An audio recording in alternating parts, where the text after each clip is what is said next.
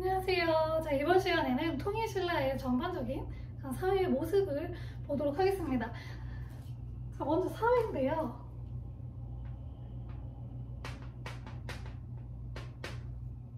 신라의 사회 모습은 이것만 보면 될 것 같아요. 바로 골품제라는 건데, 골품제는 신라의 신분제도라고 생각하시면 돼요. 그래서 골은 뼈예요. 뼈에 품을 새긴 거죠. 등급을 새긴 거예요. 그래서 뼈에 골에 등급이 있다. 그래가지고 태어날 때부터 사람은 정해진 등급이 있어요. 그래서 성골, 진골부터 해가지고 성골, 진골, 6두품, 5두품, 4두품 쭉쭉쭉 해서 1두품부터 3두품까지는 나중에는 뭐 거의 구분이 없어졌다고 하고 보통 4두품부터 이야기를 해요. 그래서 4두품, 5두품, 6두품, 진골, 성골 이렇게 이야기를 합니다.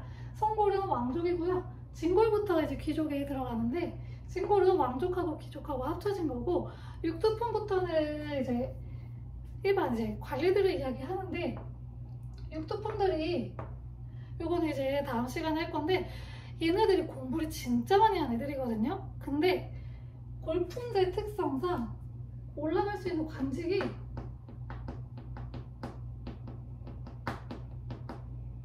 한계가 있어요. 골품에 따라서 더 진급을 못해요. 아무리 능력이 있어도 더 못 올라가요. 그래갖고 6두품들의 불만이 아주 많았어요. 내가 진골 쟤네들보다 공부도 더 많이 했고 더 똑똑한데 왜 쟤네보다 더 높이 못 올라가? 이게 말이 돼? 라고 불만을 굉장히 많이 갖고 있어가지고 나중에 이 6두품들이 통일신라를 뒤엎는 세력으로 성장을 하게 됩니다. 그래서 올라가는 관직에 한계가 있었고요. 그리고 얘네들은 생활에서도 좀 제약이 많았어요. 그래서 뭐 집이라든지 옷, 가축의 수, 뭐 이런 것들 있죠. 이런 거에 있어서 차별을 두었어요. 그래서 굉장히 생활 면에서도 제약이 많았던 게 골품제다 라는 거고요. 다음 경제 부분을 보면요. 요즘 시험에 잘 나오는 게 하나 있어요. 민정문서라고 하는 게 있는데 이건 이제 매년 각 집의 인구 그리고 뭐 가축 아니면 나무 같은 거, 뽕나무 이런 것들 있죠. 이런 것들 개수를 조사를 해서 3년마다 재작성을 합니다. 이게 바로 민정문서라는 거예요. 이게 왜 중요할까요? 세금도 걷고 유사시에 이제 전쟁에 파견해야 되는 군사를 또 모집을 해야 되잖아요. 그럴 때 정확한 수치가 좀 필요해요. 그래서 이런 것들을 적어놓고 그런 기초 자료로 활용을 했던 거죠. 이 민정문서가 요즘 시험에 좀 잘 나오고요. 그리고 무역도 당연히 했어요. 그래서 무역 항구 대표적으로 2개가 있는데 하나는 울산이고요. 하나는 당항성입니다. 울산 같은 경우에는 국제무역 항이었어요.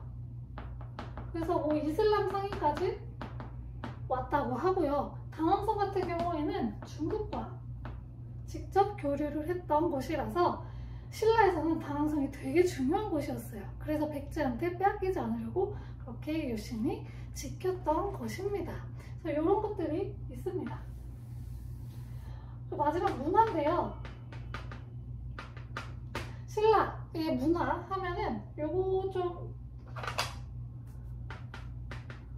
기억하시면 좋은 게 불교 문화가 좀 많이 만연해 있어요. 왜냐면 호국불교라고 해서 이 불교가 나라를 좀 지켜준다라는 그런 의미를 가지고 있어서 불교를 굉장히 많이 진행을 했고 이 신라의 화장 풍습이 좀 유행을 했어요. 그래서 장례 풍습이 화장이 굉장히 많이 유행할 정도로 불교의 영향이 굉장히 컸다라고 합니다.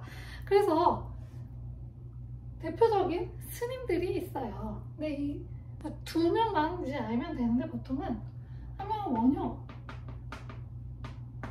원효 같은 경우에는 원효대사 해골물 되게 유명하죠. 그래서 이 해골물을 마시고 나서 깨달음을 얻어서 당나라로 넘어가지 않고 다시 신라로 돌아와서 대중불교의 문을 연 그런 사람인데요.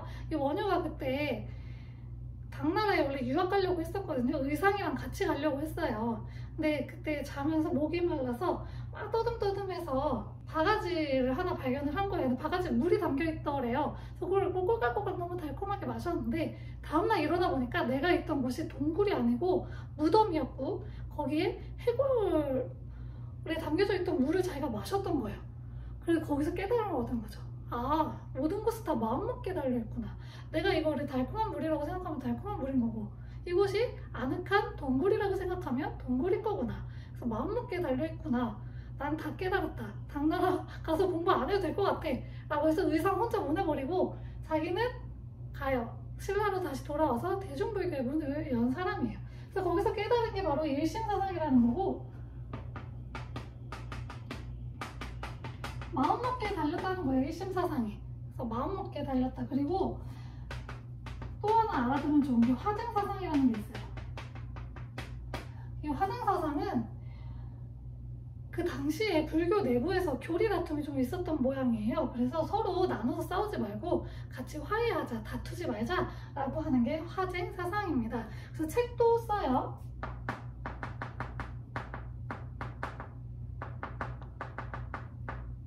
신문화쟁론이라고 하는 책도 쓰고 대승기신론소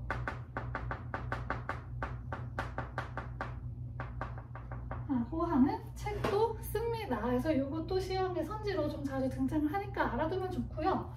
또 무의가라고 하는 노래를 지어서 부르고 다녔다고 합니다. 그리고 원효 같은 경우에는 얘기했지만 대중불교의 문을 열었어요.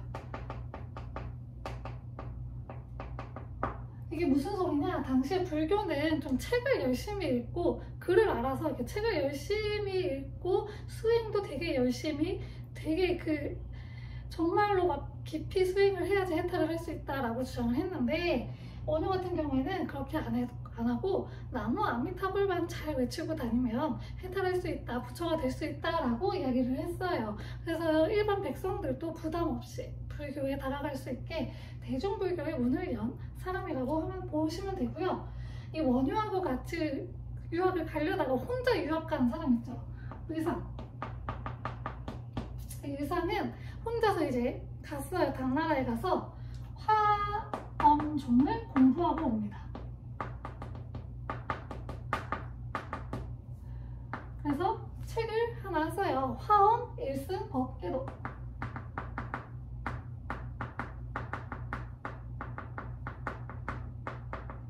그래서 이 화엄종을 신라에 갖고 들어오는 역할을 했고요. 의상도 마찬가지로 대중불교의 문을 같이 열어준 그런 스님이에요. 그래서 이 두 사람이 통일신라의 대표적인 스님이라고 이제 알고 계시면 됩니다. 이 불교 같은 경우에는 유물유적도 굉장히 많아요. 정말 대표적인 거 하나 있죠. 불국사. 김대성이라고 하는 사람이 부모님께 효도하려고 만든 절이다라고 해서 여기에 다보탑이 있고요. 우리 10원짜리에 그려져 있는 다보탑이 있고 그리고 무영탑이라고 불리는 그림자가 없는 3층 석탑이 있습니다. 불국사 3층 석탑이 그 공식 명칭이고 그 불국사 썼으니까 3층 석탑만 쓸게요. 이 3층 석탑이 있습니다.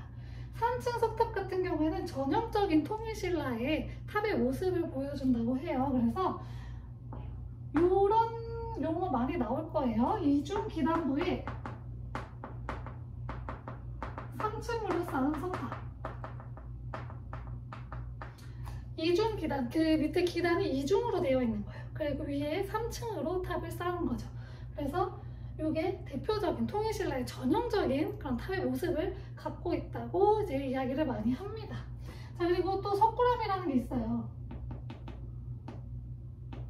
석굴암은 불국사에서 조금 더 위로 올라가면 또 보이는 암자가 있는데 석굴암, 말 그대로 동굴 안에 있는 암자를 이야기해요. 그래서 여기에 그 부처가 하나 앉아 있어요. 이거 굉장히 통일신라의 그런 아름다운 전형적인 미 있죠. 전형적인 미를 보여주는 대표적인 유물이에요. 그래서 석굴암 나오면 무조건 통일신라의 대표적인 미를 보여주는 유물이다 라고 하는 거 알고 계시면 되고요. 또 여러 가지 탑이 있는데 양양에 진전사지 3층 석탑,